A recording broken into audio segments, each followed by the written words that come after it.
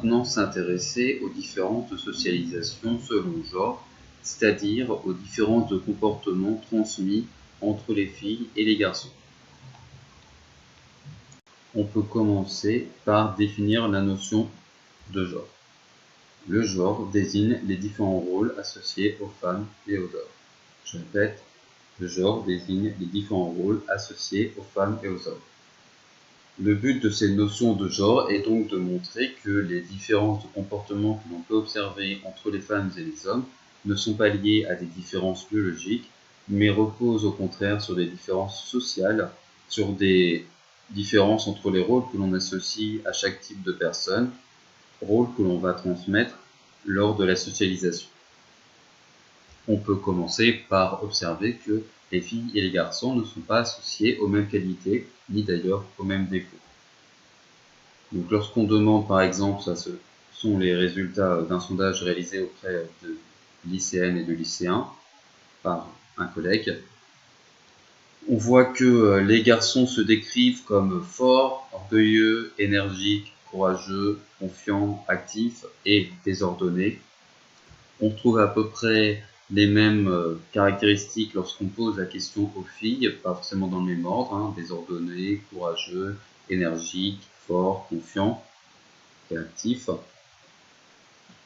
A l'inverse, quand on demande aux filles comment est-ce qu'elles se voient, on voit que les qualificatifs qui reviennent le plus souvent sont ceux de coquette, sensible, jalouse, romantique, polie, douce. Qualificatifs qui à nouveau reviennent lorsqu'on pose la question aux garçons, douce, jalouse, coquette, sensible, capricieuse, peureuse. Donc là se dégagent deux rôles bien différents et quasi symétriquement opposés, radicalement opposés. D'un côté, des garçons qui seraient donc actifs, énergiques, au point d'être justement désordonnés, et qui auraient confiance en eux malgré tout, et des filles qui, au contraire, seraient plutôt dans la douceur, dans la beauté, l'attention à soi, mais qui du coup seraient moins énergiques et plus dans le retrait.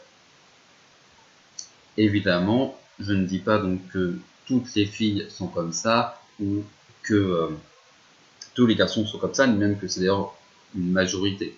Juste ces résultats prouvent simplement qu'on se fait une image des filles et des garçons différentes et qu'on associe des rôles et donc des propriétés différentes aux filles et aux garçons, même si ça ne correspond pas forcément à la réalité. Mais forcément, le fait qu'on associe une image différente aux filles et aux garçons va se traduire dans les comportements. Même si on prend une certaine distance par rapport à cette image fictif, ça a un impact sur soi qu'on veuille ou non, finalement.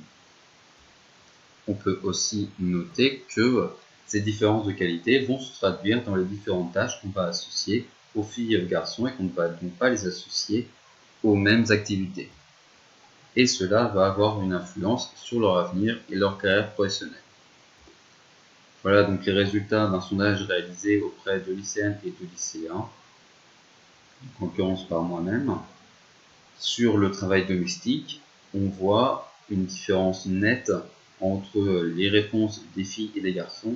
Évidemment, cela ne signifie pas que ces réponses doivent être prises au pied de la lettre et sont totalement fiables.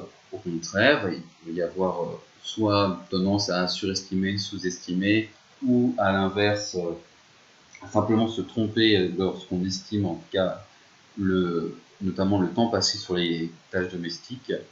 Mais très clairement, en tout cas, le plus important ici, c'est la différence entre les réponses des filles et des garçons. Et on voit que donc il y a un rapport du simple au double, que ce soit sur le nombre moyen de corvée ou le temps moyen de passer sur le travail domestique entre les filles et les garçons. De même, lorsqu'on pose la question qui réalise le plus de corvées, dans la personne qui apparaît le plus souvent, c'est la mère, ce qui à nouveau a une influence dans la socialisation et les tâches qu'on va ensuite récupérer et qu'on va plus facilement s'approprier. On remarque quand même qu'un tiers des personnes affirment que ce sont elles qui réalisent le plus de tâches domestiques. Et lorsqu'on entre dans le détail, on voit que ces personnes qui réalisent le plus de tâches domestiques sont en très grande majorité des filles. Et encore, cette année, j'avais donc 5% de garçons qui disaient que c'était eux qui réalisaient le plus de tâches domestiques. Généralement, je n'ai que des filles qui affirment réaliser le plus de tâches domestiques. Quand on entre un peu plus dans le détail des activités, on voit que sur quasiment toutes les activités, les filles, une très grande majorité de filles décrivent les réaliser.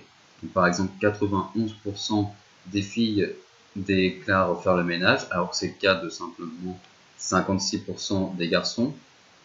Un écart est encore plus grand sur la question de la vaisselle, 28% des garçons, 89% des filles. Et d'ailleurs aussi, parfois, on pourrait se demander, est-ce que sur ces activités, à quelle fréquence est-ce qu'elles sont réalisées, et sur est-ce que là, par exemple, au ménage, est-ce qu'il s'agit juste de faire le ménage dans sa chambre ou dans tout l'appartement. Ces différences de perception peuvent aussi accentuer en réalité les différences de travail domestique. On observe aussi une différence nette sur la question du repassage.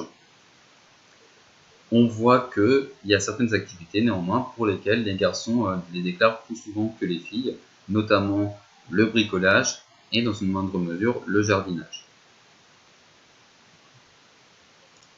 Or, ce qu'il est intéressant de constater, c'est que ces différences correspondent aux différences de travail domestique qu'on observe chez les personnes adultes. Donc là, selon un sondage de l'INSEE, donc on voit que les femmes font quasiment 2 fois plus de travail domestique que les hommes, et que les hommes néanmoins se distinguent sur certaines activités, notamment le bricolage et ensuite, dans une moindre mesure, le jardinage et le fait de s'occuper des animaux. Or, comme je l'ai déjà dit, ces différences dans le travail domestique vont avoir, entre autres, mais pas et d'autres différences dans les tâches associées aux garçons et aux filles, vont avoir donc une influence sur l'avenir et notamment sur la carrière professionnelle. Donc, le fait d'être justement plus familier avec une tâche et globalement avec un certain domaine va aussi du coup influencer la construction de la personnalité et va expliquer que il y a certains domaines où on trouvera plus de femmes ou d'autres domaines où on va retrouver plus d'hommes. Par exemple, le cas de la construction où on est à environ plus de 90% d'hommes, ou à l'inverse, le secteur des assistantes maternelles, des secrétaires, des infirmières qui sont majoritairement occupées par des femmes.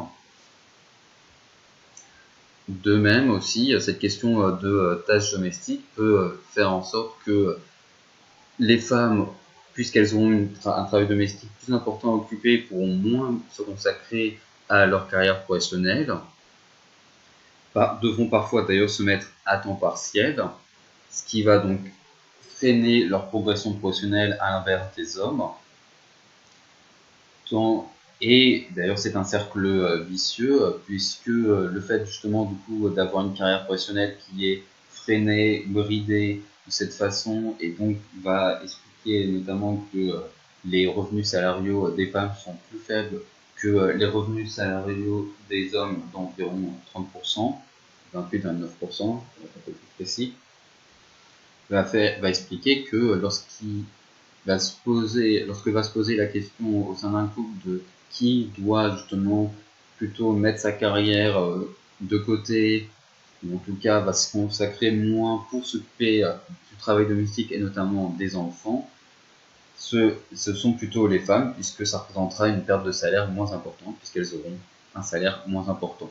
Donc on a un cercle vicieux finalement, et qui est avant tout lié à ces différences de socialisation entre les femmes et les hommes. Si vous souhaitez vous renseigner un peu plus sur les différences de socialisation fondées sur le genre, et notamment sur les questions de la construction de la masculinité, je ne peux que vous conseiller l'excellent livre de Victoire Teuillon, tiré de sa série de podcasts intitulée donc Les couilles sur la table, qui, au-delà du titre qui peut interpeller, est à la fois très clair, très bien documenté, très complet et en même temps très abordable. Vous pouvez très bien lire qu'une partie à un moment, c'est pas un livre dans lequel il y a besoin de tout lire d'un coup. Et Donc il est très bien construit et je ne peux que vous le recommander.